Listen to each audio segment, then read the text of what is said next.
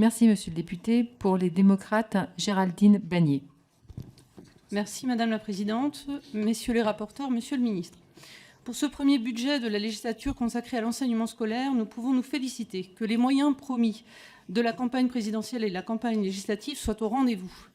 Car c'est inédit, et il faut le souligner, à la rentrée 2023, les professeurs néo-titulaires seront rémunérés au-dessus de 2 000 € net par mois.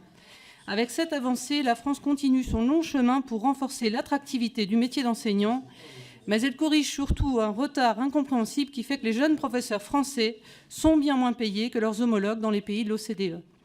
Monsieur le ministre, cette avancée est importante, elle était attendue, mais elle doit ne pas nous faire perdre de vue que le regain d'attractivité de ce beau métier de professeur sur l'ensemble de la carrière ne relèvera pas que de l'augmentation des salaires.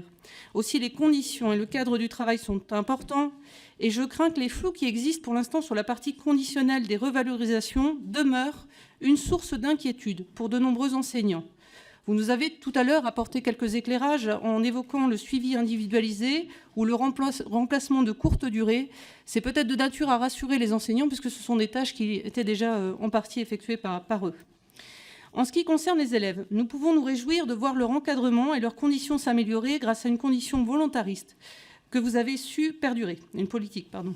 Cette année encore, le taux d'encadrement continuera de s'améliorer malgré quelques postes de professeurs en moins. Des objectifs comme les 30 minutes de sport quotidien ou les 100% EAC permettront pour leur part de contribuer pleinement à l'épanouissement des enfants et leur faire découvrir des activités nouvelles. Le développement de ces activités doit se faire le plus possible au travers d'actions communes avec les acteurs de nos territoires, pour le sport, la culture, mais aussi au travers de toute activité pédagogique qui pourra venir enrichir le parcours des enfants. Je veux saluer en ce sens l'initiative du Fonds d'innovation pédagogique, doté de 150 millions € dès 2023, dont vous nous avez précisé tout à l'heure les contours de son intervention et qui s'inscrit pleinement dans cette volonté d'impliquer les acteurs du territoire.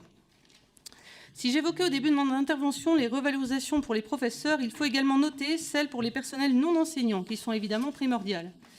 Je salue notamment l'extension de la prime REP et REP+, aux AED et AESH, extension importante pour ces professions aux revenus encore trop faibles.